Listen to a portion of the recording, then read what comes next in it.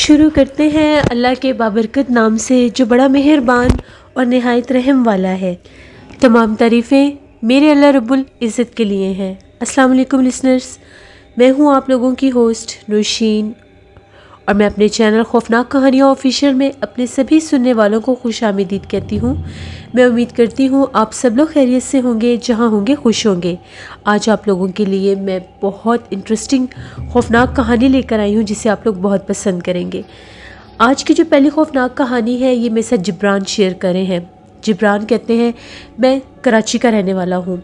आज आपके साथ मेरे दोस्त ने मुझे एक कहानी बताई है जो शेयर करना चाहता हूँ। मेरा दोस्त कहता है कि उसके दादाजी ने ये कहानी बताई थी उन लोगों को। आज से 50-60 साल पहले की बात है। उसके दादाजी जो थे वो लोग सिंध के गांव में रहते थे। उस दौर में उनके दादाजी वाला जो गांव था वो एक बहुत बड़ा गांव होता था। वहाँ पर जरगा फैसला किया करता था, पंचायत लगती थी। तो उस जरगे में आस-पास के जितने भी गांव थे, तकरीबन 5 से 6 गांव और थे, वहाँ के भी सारे फैसले उसी एक जरगे का सरदार किया करता था। तो एक दफ़ा ऐसा हुआ कि वहाँ पर एक गांव से कुछ लोग आए और आकर पंचायत में उन लोगों ने अपना ये मसला रखा कि हम लोगों के गांव में एक जादूगर है। वो जादूगर शैतान का पुजारी है और उस जादूगर ने बहुत से मासूम लोगों की जान ली है, बहुत से मासूम लोगों को नुकसान पहुंचाया है। वो अपने जादू के शैतानी असरात के ज़रिए मासूम लोगों को, जानवरों को, इंसानों को शैतान की भेंट चढ़ाता है। हम लोग उस जादूगर से बहुत तंग हैं। हम लोगों ने उस जादूगर को अपने गांव से निकालने की बहुत कोशिश की है, लेकिन जो कोई भी उसके ख़िलाफ़ बोलता है या उसको वहाँ से निकालने की कोशिश करता है वो उनको जाने नुकसान पहुँचा देता है। गाँव के बहुत से घर उसने उजाड़े हैं, बहुत से घर उसने तबाह किए हैं। हम लोग चाहते हैं कि पंचायत फैसला करे और उस जादूगर को मौत की सज़ा सुनाई जाए। तभी जो जरगे का सरदार था उसने उस जादूगर को तलब किया, बुलाया। जब वो जादूगर वहाँ पर आया तो उस जादूगर के ख़िलाफ़ एक नहीं बल्कि बाकी के गांव के जितने भी और लोग थे, बहुत से गांव के लोग और भी थे जो कि दूसरे गांव की आबादियाँ थीं, उन्होंने भी उस जादूगर के ख़िलाफ़ यही बयान दिया। अब जरगे में फ़ैसला हुआ कि जादूगर को फ़लाँ दिन सज़ाए मौत दे दी जाएगी। जादूगर ने वहाँ पर उन लोगों को बहुत ज़्यादा धमकी दी और ये कहा कि मैं तुम लोगों को निस्तो नाबूद कर दूँगा, जला दूँगा। यहाँ तक कि जादूगर ने जरगे के सरदार को भी यही धमकी दी। तो सरदार ने ये कहा कि इसको आज ही रात को सज़ाए मौत दे दी जाएगी। इसको गांव के फांसी घाट पर फांसी देकर इबरत का निशाना बनाया जाएगा। उस जादूगर को फ़ौरन से कैद कर लिया गया, बांध दिया गया।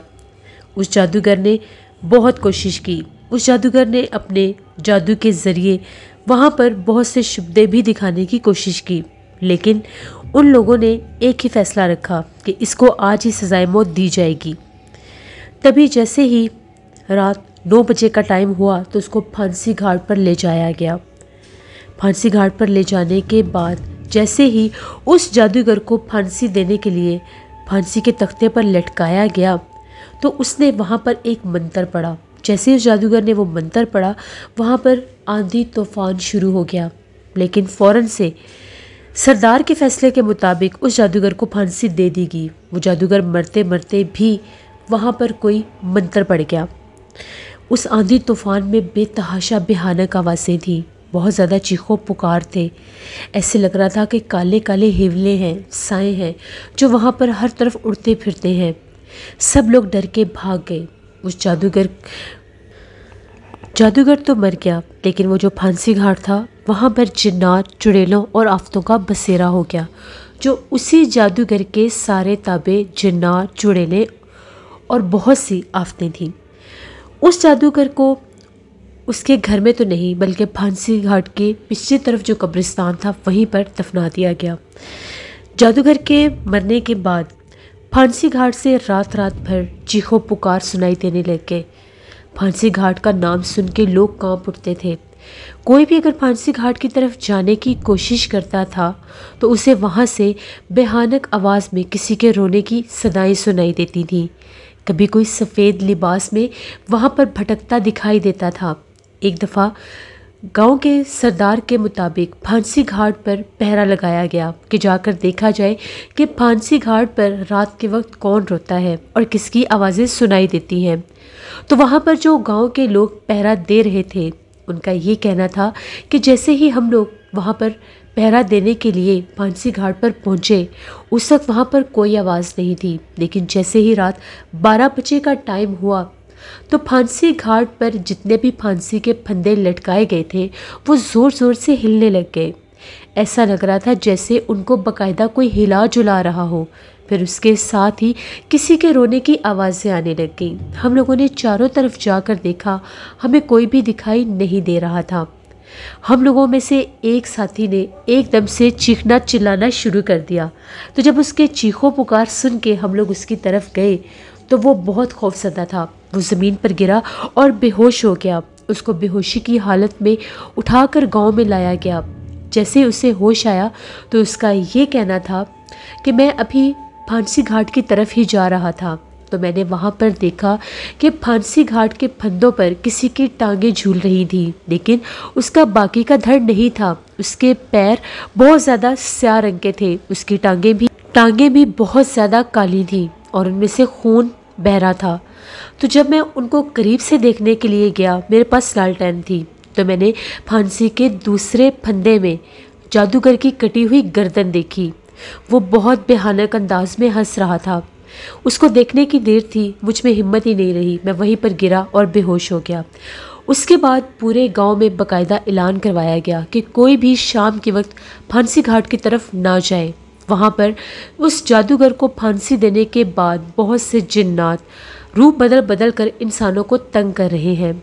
लोग रात रात भर अपने घरों से बाहर नहीं निकलते थे, यहाँ तक कि शाम होते ही जिस गांव में वो फांसी घाट था उस गांव में सन्नाटा हो जाता था। जिब्रान कहते हैं कि मेरा दोस्त कहता है मेरे दादाजी भी उसी गांव के रहने वाले थे।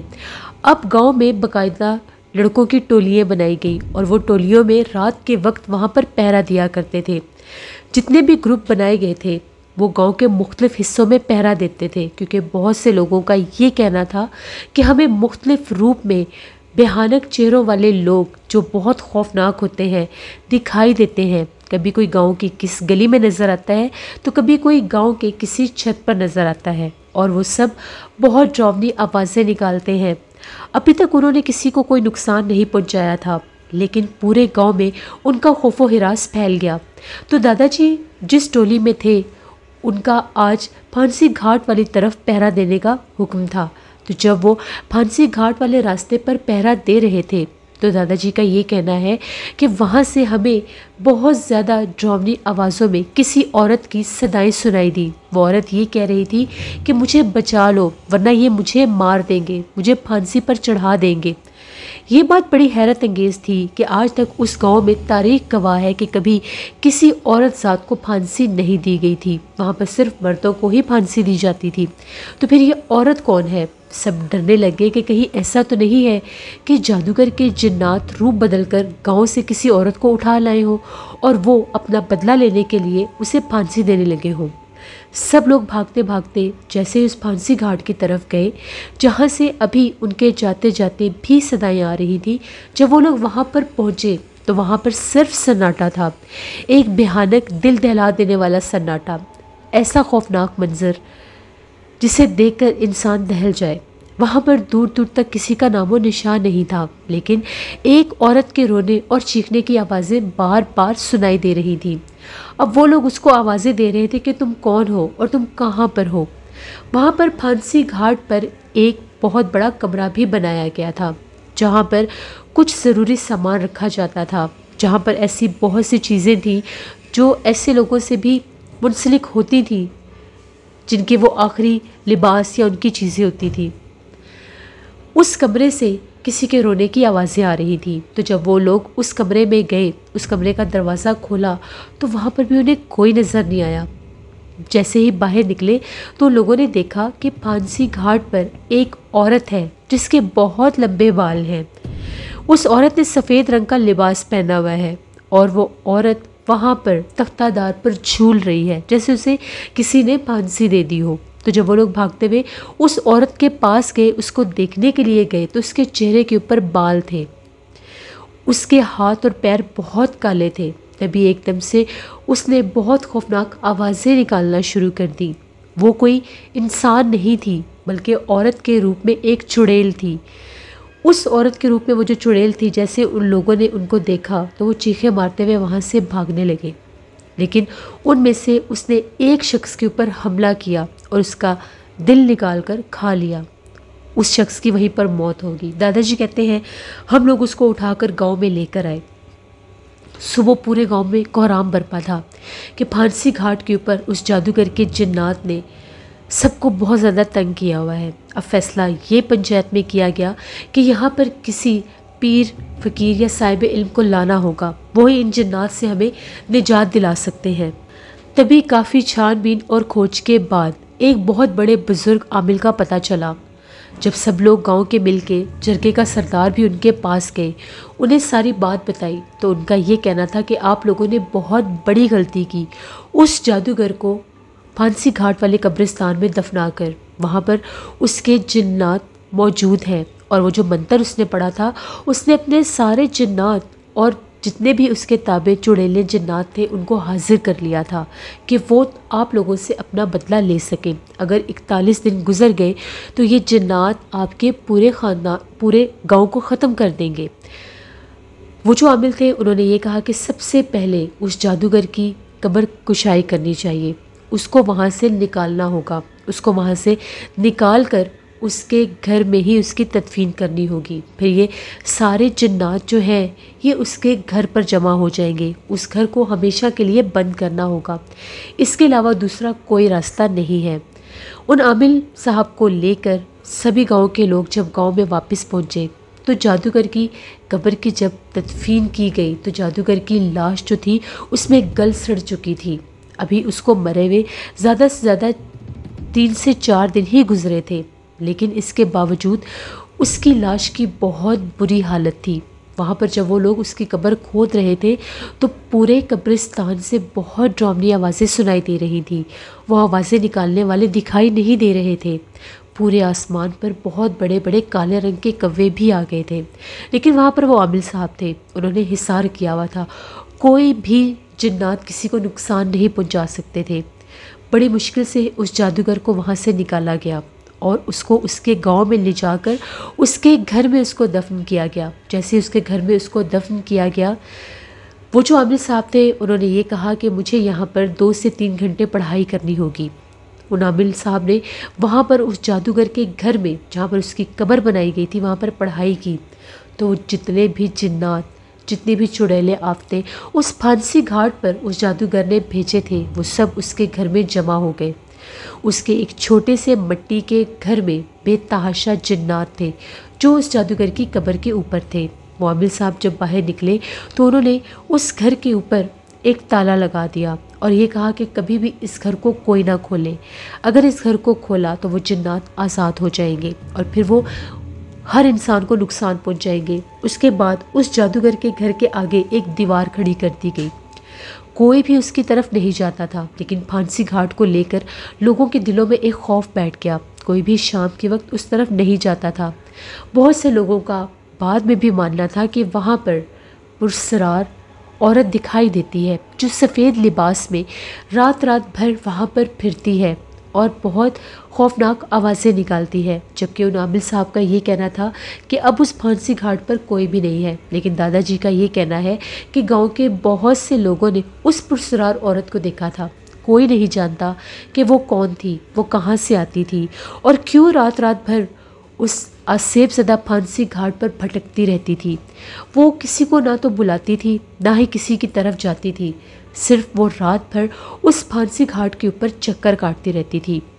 बाद-ए-अज़ा वहाँ पर उस फांसी घाट के ऊपर पहरा लगा दिया गया। बहुत से लोगों की रात भर ड्यूटी लगती थी कि कोई भी वहाँ पर ना जाए, क्योंकि कुछ शरारती लोगों ने लोगों को बाद में भी डराने की कोशिश की थी। तो वहाँ पर पहरा इसलिए बिठा दिया गया। तो उन लोगों का भी ये मानना था कि जैसे ही आधी रात का टाइम होता है वहाँ पर सफ़ेद लिबास में एक औरत दिखाई देती है। कभी वो फांसी घाट के पास खड़ी होती है, कभी वो फांसी घाट के इर्द गिर्द चक्कर काट रही होती है, और मखसूस टाइम गुजारने के बाद वो औरत खुद ब खुद गायब हो जाती है। फिर वहाँ पर जितने भी लोगों को सज़ाएं दी जाती थी, जितने भी लोगों को फांसी की घाट उतारा जाता था, वो अमल सिर्फ़ और सिर्फ दिन के वक्त किया जाता था। जिन दिनों में वहाँ पर उस जादूगर के जन्नात आज़ाद थे, वहाँ पर दिन के टाइम भी बहुत खौफनाक आवाज़ें सुनाई देती थी। वहाँ पर लोगों को कभी किसी के रोने की आवाज़ें आती थी तो कभी किसी की आवाज़ें देने की आवाज़ आती थी। कोई किसी का नाम लेकर पुकारता था तो कोई रात रात भर वहाँ पर रोता और चिल्लाता था। दादाजी कहते हैं कि 1 साल के बाद वो फांसी घाट मुकम्मल तौर पर बंद कर दिया गया, क्योंकि वो जो पुरस्कार औरत थी वो हर रोज़ दिखाई देती थी, और जो लोग वहाँ पर पहरा देते थे उन्होंने भी पहरा देने से इनकार कर दिया कि हम लोगों को डर लगता है, भले वो हमें कुछ नहीं कहती, हम लोगों के सामने आती है, हम लोगों को दिखाई देती है। उसका खौफ ही बहुत ज़्यादा था। फिर वो फांसी घाट मुकम्मल तौर पर जब बंद कर दिया गया तो कोई वहाँ पर भूले से भी नहीं जाता था। इंसान तो इंसान, उस तरफ कोई जानवर भी नहीं जाता था। दादाजी ने हमें ये कहानी सुनाई, ये उनके गांव की एक मशहूर कहानी थी। दादाजी जब भी हमें ये कहानी सुनाते थे हम लोगों को ऐसा ही लगता था जैसे हम पहली बार सुन रहे हैं। उस सब चीज़ को उन्होंने अपनी आंखों से देखा था, जिसको सुनकर हम लोगों के रोंगटे खड़े हो जाते थे। ये एक स्टोरी थी जो जिब्रान ने शेयर की। बहुत शुक्रिया जिब्रान आपका। जिससे ये थी आज की खौफनाक कहानी। अपना फीडबैक मुझे ज़रूर दें, आप लोगों को कैसी लगी। आप लोग भी अपनी खौफनाक कहानियाँ शेयर कर सकते हैं डिस्क्रिप्शन बॉक्स में दिए गए ईमेल ID nosheermik57@gmail.com पर। इसके अलावा आप लोग मुझे कमेंट बॉक्स में भी स्टोरी शेयर कर सकते हैं। इंशाल्लाह आज हॉरर उर्दू सेंटर पर भी मैं एक हॉरर स्टोरी ऑन एयर करूँगी, उसको ज़रूर विज़िट करिएगा। बहुत हॉरर स्टोरी है, आप लोगों को पसंद आएगी। Thank you for watching, stay blessed, Allah निगहबान।